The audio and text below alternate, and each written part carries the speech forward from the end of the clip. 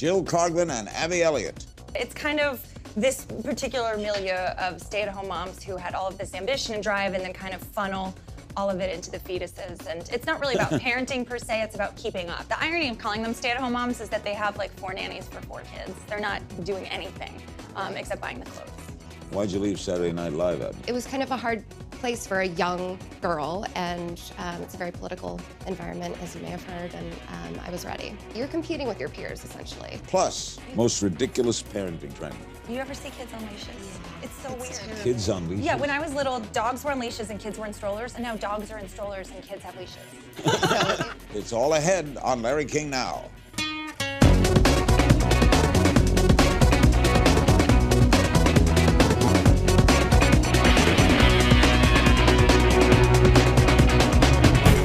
Welcome to Larry King Now. We're in New York, and our guests are Jill Kargman and Abby Elliott, a former magazine and TV writer. Jill is the star writer and creator of the hit Bravo scripted series Odd Mom Out. And you know Abby from her time on Saturday Night Live. Now she stars alongside Jill in Odd Mom Out, which just began its 2nd season. Welcome to you both. Thank you. I've been telling Abby how fan I was of your, not only your dad, Chris, but your father, Bob. My grandfather, yeah. Grandfather, Bob and nice Ray, to hear that from you, yeah. One of the greatest comedy teams ever in the history of broadcasting. All right, tell me about this. New York City is the canvas for this, right? Well, Upper East Side specifically. You created it, Jill? Yes. It's based on 2 of my books, Momzilla's, which is about Upper East Side stay-at-home moms, and then an essay collection called Sometimes I Feel Like a Nut. And it's kind of this particular milieu of stay-at-home moms who had all of this ambition and drive and then kind of funnel all of it into the fetuses. And it's not really about parenting per se, it's about keeping up. And it's a typical New York thing about keeping up with the Rockefellers versus the Joneses. And both of you are stay-at-home moms? On the show, yes, I am, yeah. And this season, actually, I venture into the world of making handbags, and I become sort of an entrepreneur, kind of the new Tory Burch, my character Brooke. Out of your home? No, she gets some seed money from her estranged husband. Oh. So she sort of milks him for that money and kind of starts this line, and it explodes this Now, season. isn't that, Jill, an escape from the concept? No, because I think a lot of women on the Upper East Side, they have these hedge fund husbands who are kind of masters of the universe, and they want to keep their wives occupied while they bone the secretary, and so they give their wives money to start a jewelry line or a handbag company. So every day I get another invitation for a trunk show at the Carlisle or the Mark, where these women are hawking, you know, $20,000 bags made from one alligator hide. So we knew that we wanted Brooke to go back to work, so we thought that would be funny, and then the twist is like, people are actually buying them that aren't. Normally it's a cottage industry where all these like rich bitches just buy each other's crap. So. Right, and the husbands are a little like, here, go do something with this money. Did you have a tough time selling this to Bravo? No, it was weirdly easy. I mean, I didn't pitch it to any other networks. I developed it with Bravo. I met with Andy Cohen when he was head of production, great guy, and he wanted to work together maybe in a reality sphere, and I didn't want a camera up my butt. I'm just not into reality. So I have enough reality. I like fantasy. Yeah. So we tried to come up with a way to work together, and I said, you know, NBC bought my book Momzilla's and they never made it. And can't you guys just like reach over and take it? Because it's all the same company. And they're like, that's not really how it works. So we developed this together. Why do you call them Momzillas? I just think there's a particular breed. I have 3 children, and I was home with them for 11 years, and they're just very type A and competitive. And the irony of calling them stay-at-home moms is that they have like 4 nannies for 4 kids. They're not doing anything except buying the clothes. And growing up in Connecticut, in Fairfield County, I witnessed these ladies there as well. Was your mother a Momzilla? Not at all, no. She was a stay-at-home mom, but she never felt like she had to keep up with these women. You know, she was married to my dad, who's an artist, who's an actor. So in that sense, we were the odd family out of Fairfield County. How did you get her to be in it? We had a casting director who was great, who made lists of actresses, and we had auditions for everybody, but then Abby's in a higher category, offer only. I'm new to this business, so I'm just learning it. And that means offer only, like you go and meet with them and have breakfast or whatever. So you don't do a screen test? No, I flew to LA. You wouldn't lower yourself? No, never, no. We had like a round robin of actresses come and plop with me on a couch and talk, and you know, I met Abby and I would love to be a fly on the wall for the other actresses. You were just far and away. I called Julie Rottenberg and Elisa Zuritsky, our showrunners. I said, this has to be our Brooke. She's so good and knows the world. You know, a lot of actresses come from, you know, a red state rectangle in the middle. They don't know this milieu. How do you spot a Momzilla? Can you spot them? In a second. You too? Yeah. Okay, yeah. give me a prototype. I think there's a type of woman who is all about the perfect Christmas card. It's all about projecting perfection and the kids' hair, and they have their lederhosen and all crazy outfits, and it's really just to make you think that they have the perfect life. Are they not in Beverly Hills or in They're San Francisco? everywhere. Oh, they They're are. everywhere, So it's not yeah. you have them in the Upper East Side, but they're I in think that- Chicago. Oh yeah, I think the yardstick changes from place to place, and the metric will shift. Like in New York, people really care about schools and getting into schools, but maybe in Texas it's about cheerleading, or it's ice hockey or dog sledding. Who knows? being I on think the soccer wherever you team, go, yeah. there's some metric that people compete about. Do momzillas email all the time, and do they text? And Oh are they yeah, into definitely. social There's a media? whole like social network between these ladies. Yeah, and if they're I get all- one more reply all thing in my class for like the mommy lunch, you know, it's just there's a lot of people who want to fill their day with luncheons. I have a zero luncheon tolerance policy because the word luncheon is lunch plus eon because it's 3 hours of your life. Have you acted before? Not on camera, only on stage in college. Yeah, How did you she act- do 'em? You acted at Yale. She's amazing. She's such a natural. She is? Yeah, I mean, But I've never been on camera before. But I mean, with the exception of days where it was 40 degrees and I had to act like it was 80, it's not a stretch. This character is based on me, and so it's not, you know, Shakespeare. Our guests are Jill Kargman and Abby Elliott from Bravo's hit Odd Mom Out. We'll talk about their famous lineage next. Stay with us. We're back with the amazing Jill Kargman and Abby Elliott. They are the stars of Odd Mom Out. Jill, your father is Ari Kopelman, right? Yes. And he was former president of Chanel. Your father, of course, is Chris Elliott. You both did not grow up poor. I did not grow up poor, but we definitely knew the value of a dollar. And growing up in the 70s in New York, I mean, we were in a rental apartment. And my dad doesn't own Chanel. He was the suit. You know, he was a hired gun. But they pay him well. They paid him well, but we never had a country house. You know, nothing by any means were we not. I mean, we were definitely fine. But I grew up in the excess of the 80s in private school in New York, so I had friends with private jets and all these Gordon Gekko type kids. So I never felt poor, but I definitely saw a lot of the excess, and I felt like I became kind of a social observer of the extremely wealthy with their trappings. You grew up with comedy genes. yeah, and Grandfather or yeah, father, right? yeah. You were a funny kid. I think I was. My parents never pushed me into acting, but I always wanted to do it. And in fact, they kind of discouraged me from doing it professionally Really? until I was about 18. Yeah. And I really wanted to do it. All I wanted to do was play Annie, and they wouldn't let me. But at the same time, they, you know, would tape us, my sister and I, doing plays and stuff around the house and doing like commercial parodies. And You had to audition for Saturday Night Live, right? I did. That yes. you had to audition. That I did have to audition And for. he sits there, right? Lorne Michaels. And Yeah, I sent in a bunch of tapes and I just did like any impression I could, just a line of, you know, Angelina Jolie, and sent in all these tapes, and they called me into audition at 8H. Went into the studio, it was freezing. I just remember it being really cold, and I just put my head down, and they were kind of in these bleachers that weren't the bleachers that they have in the studio, but off to the side, and I felt this cold presence, and what do they say to you? nothing. Oh, nothing. They don't say anything. You just go in, do your thing, and silence, and then you leave. What did you do? I think I did 5 impressions and then like 3 characters. I did Angelina Jolie, Katie Holmes, Joan Cusack, Anna Faris, and then I can't remember the last one. It was maybe Jewel. And what do they tell you when you finish? Nothing really. You just sort of, you just leave essentially, and then you get a call from your agent. And they told you you're it? Yeah, I flew back to LA that night, and then when I landed, I turned my phone on, and then it had been in the press before I even No knew. way. Yeah. And Lauren had So called my cool. dad, and Oh, yeah, that's great. asked permission. Yeah. Like he's proposing. Yeah. How did you come to do Angelina Jolie? You know, she started with the face. I was sort of like I was living in LA, and I was very lonely, and my creativity, for some reason, my imagination was running wild, and I was just looking in the mirror and doing different facial Can I things. see a And then little of it? So I haven't done it in a long time. But yeah, so I started with the face, and then they added the prosthetics. No one in the world does Joan Cusack. No, I don't think so. No. Could you do Joan I love Cusack? her. She's I love so her too. awesome. I don't know if I can do Joan Cusack, Larry.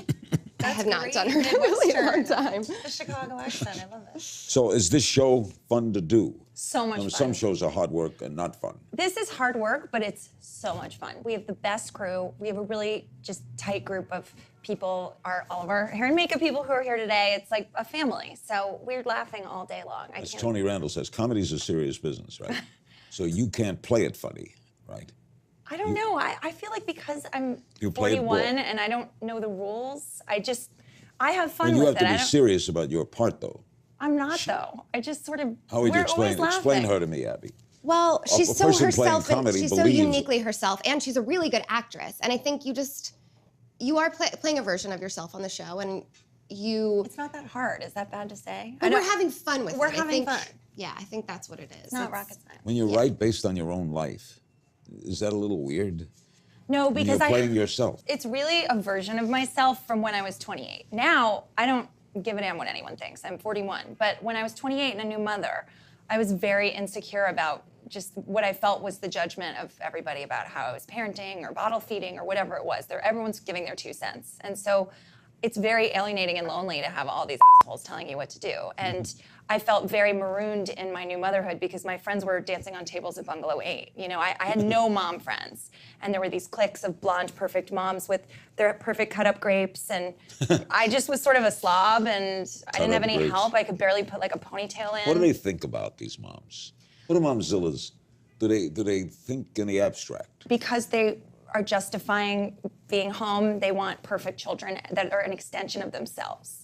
So they want kids who are preened and get into the right schools and do everything right, and they're channeling their lives vicariously through the tots. Our guests are the stars of Odd Mom Out on Bravo. Stay with us. We're back with Jill Kargman and Abby Elliott. They are the stars of Odd Mom Out, which begins its 2nd season on Bravo. Now, it's about women. It's made by women. Is it for women? It's for everyone.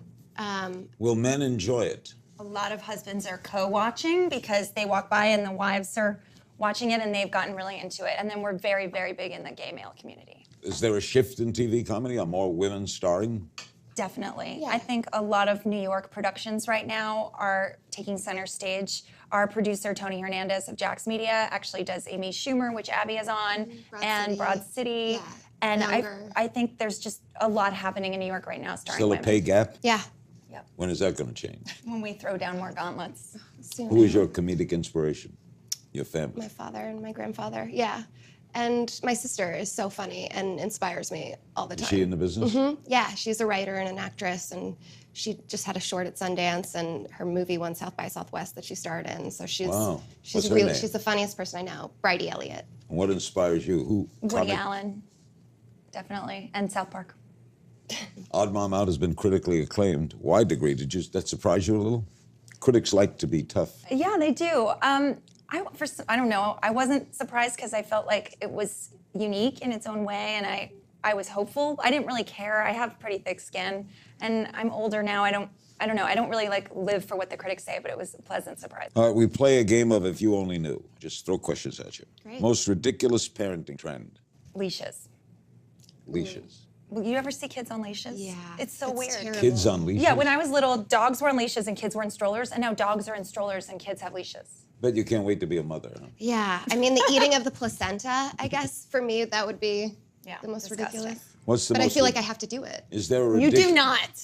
in the future when I. You are not doing that. Is there a practical parenting trend? I think free-range parenting is a practical trend. Free range? Yeah, like giving your kids more freedom, because I think it's the rebellion against the helicopter parents. Your biggest fear? My biggest fear. No, you have to think about it? Orlando gunman. Yeah. My Crazy. family not being safe. Yeah, me too. You worry I'm in the gay pride parade in a week from Sunday and a couple weeks. And after the Orlando shooting, I was so traumatized. And my mom said, "Are you still doing that parade?" And I said, "Of course." But of course, it's a fear. Yeah. You have a secret talent? I walk really fast. I could walk to the moon, and I walk the New York Marathon. I'm like Forrest Gump without the retardation. That's good. She What's also your has a great secret talent? voice. What's your secret? Oil painting. Really? That's Yeah. good. Wow. Oh, see? it's a secret. Even I didn't know about it. My grandfather and my dad are also painters Didn't know too. that. Yep. Best advice you ever got? My dad would always say, "Be the first one there and the last one to leave at work." Oh, that's good. If it's not fun, it's not worth it. That's Pet what my peeve. father would say. The phrase "pet peeve" is my pet peeve. That's your pet peeve? Yeah. So I just pet peeved you. Yeah. What's your pet peeve while you're dismissed? People whose pet peeve is the phrase pet peeve. That's her pet peeve. I've heard we've all pet peeved each other. Guilty pleasure. Ben and Jerry's. Wine, rosé, French Most Gatorade. Most embarrassing moment. Oh, I had a maxi pad fall out on Madison Avenue, sunny side up, in 8th grade. Oh no. Yeah, it was horrible. That's awful. Oh my gosh. Larry's never heard that before. No, I haven't. You are. You're like, I'm sorry. You're on the way to being stranger's guest. That is on such your an way. honor. Such an honor. That's a huge honor. You're climbing. I'm the climbing. list. I'm going to keep going. You're Fire them very- at me. You're I'm gonna. close to I'm gonna clinch the that. Watergate robbers. Oh, You're I've got to you're beat their step asses. behind. Come on, keep giving me steps so I can shock you. What was your most embarrassing moment? Most embarrassing? I think I cried on camera on SNL once. You cried? I cried because in the previous scene, something happened with the cues. It wasn't my fault, but it made me look bad. And so in the next scene, I was crying on camera. Luckily, it was a funeral scene, so it worked out. But Last those were time you real were tears. starstruck. Today. Yeah, right. Meeting you. You rock. You rock. Oh, I rock. Biggest misconception about New Yorkers. That we're assholes. Yeah, that were New mean. Yorkers are nice. New Yorkers They're are the best. so The nice. best. Yeah. The one thing I love about New York is they don't give you baloney. In other words, you ask a street direction, you get it. You don't get, isn't it a lovely day? Right. Nice to see We're all you. business. Yeah. Make a No left one turn has on time. 3rd and go 1 block. Yeah. Worst gift you ever got? I got a gift certificate to a trainer, which felt like weird, that passive-aggressive fat comment or something. Yeah, that's really weird. Yeah. That's a that was weird weird. gift. What was the worst gift you ever got? The worst gift? You know, I don't. You never got a bad gift? No, I appreciate gifts. I don't know. Is there something you long believed to be true and realized wasn't? That Donald Trump would never get the nomination. I agree. Do you both plan to vote for him? Okay, on that note, Abby and Jill will take their social media questions right after the break. Okay, we're back with the dynamic duo, Abby Elliott and Jill Kargman. Yes, one from show business and one from the world of overpriced jewelry. Yes. Yes, Jill and Abby, and they're the stars of Odd Mom Out on Bravo.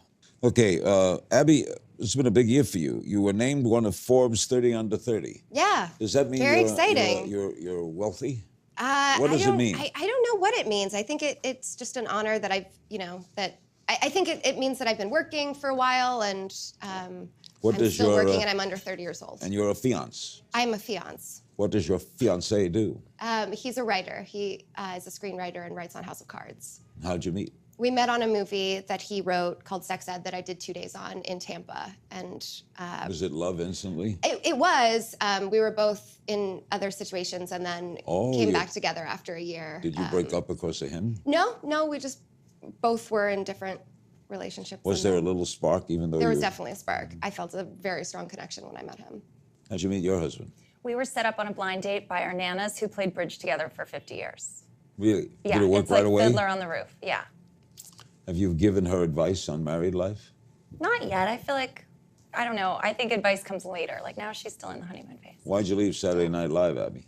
I initially asked to leave because I wanted to pursue more comedic acting. I never really wanted to be a sketch comedian, but when you get offered Saturday Night Live, you can't say no. And so I think it was, it was kind of a hard place for a young girl, and it's a very political environment, as you may have heard, and I was ready. Were you After the 4 youngest years. woman in history? Yeah. How 20. old were you when you started? 21. Yeah. What did Chris say about it? He was very supportive the entire time of whatever I wanted to do. When I got offered the show, he was like, "You don't have to do this," because he did it for a year and he knew, how difficult it is, and it's a machine and it's meant to be difficult and Would sink you or say swim. your time there was friendly? Friendly to some extent. I got a lot out of it. I really learned Competitive? so much. Yeah, you're competing with your peers essentially. So one week you're writing with someone a sketch where you play a similar character, and then the next week you're vouching for their airtime. Would you ever want to write for Saturday Night Live? I would, in theory, if they worked 9 to 5, but their hours sound crazy for me. Okay, we have some social media questions. Mel on the Larry King Now blog. What do you think is who's the most underrated female comic in the industry today? Ooh, that's a great question. Actually, I just met Rachel Feinstein, who's on Amy Schumer. Do you know she's her? great. Yeah. She is hilarious, and I feel like she's destined to have her own show and take off. She's Yeah. wonderful. And I would say my sister, Bridie Elliott, who's Yay. on her way. Of course. Buff on the Larry King Now blog. Would you say New York or LA is a better place to get a start in comedy? You have to answer that because I'm not a stand-up. Yeah, I was going back and forth when I first started out and doing UCB here and doing UCB there. And I think there is something about New York comedians that you know everyone, and there's a real community here. You support Not in everyone. LA. In LA, it's a little different because you can't walk to see a show and walk to get drinks after. You have to drive, across to Santa Monica, across town or whatever. But They both have comedy clubs, though. they do, for sure. I do think that it's a smaller, closer, tight-knit community here.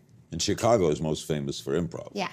One comedian I met said that it's hard in LA because you're in such a bubble of the type of people, so you can only do like LA girl imitations a certain number of times, whereas New York is such a melting pot, there's so many different characters here.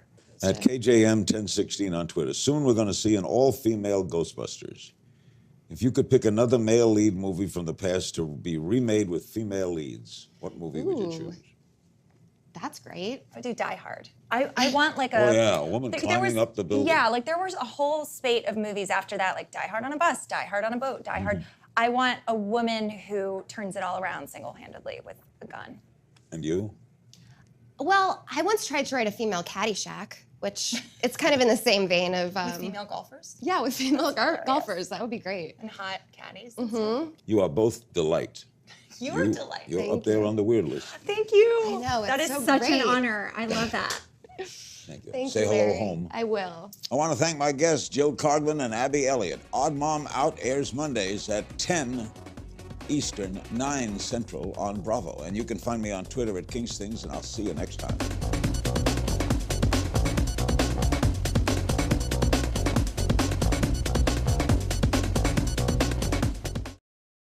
Today on Larry King Now, the stars of the Bravo comedy hit Odd Mom Out, Jill Kargman and Abby Elliott. It's kind of this particular milieu of stay-at-home moms who had all of this ambition and drive and then kind of funnel all of it into the fetuses. And it's not really about parenting per se, it's about keeping up. The irony of calling them stay-at-home moms is that they have like 4 nannies for 4 kids. They're not doing anything except buying the clothes. Why'd you leave Saturday Night Live, Abby? It was kind of a hard place for a young girl, and it's a very political environment, as you may have heard, and I was ready. You're competing with your peers, essentially. Plus, most ridiculous parenting trend. You ever see kids on leashes? It's so weird. Kids on leashes? Yeah, when I was little, dogs were on leashes and kids were in strollers, and now dogs are in strollers and kids have leashes. It's all ahead on Larry King Now.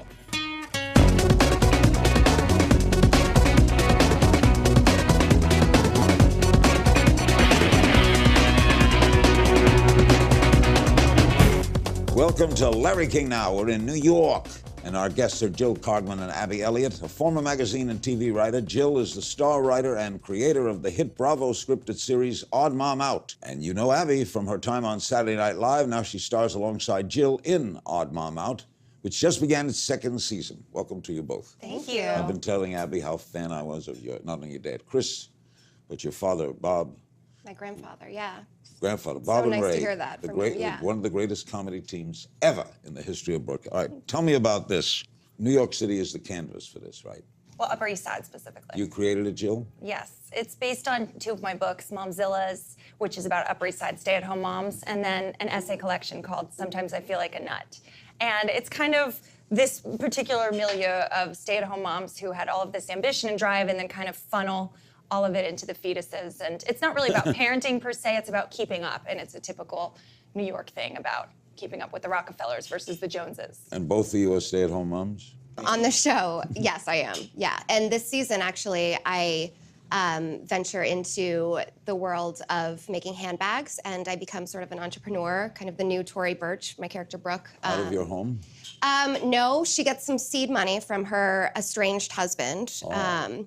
So she sort of milks him for that money and kind of starts this line, and it explodes this Now, season. isn't that, Jill, an escape from the concept?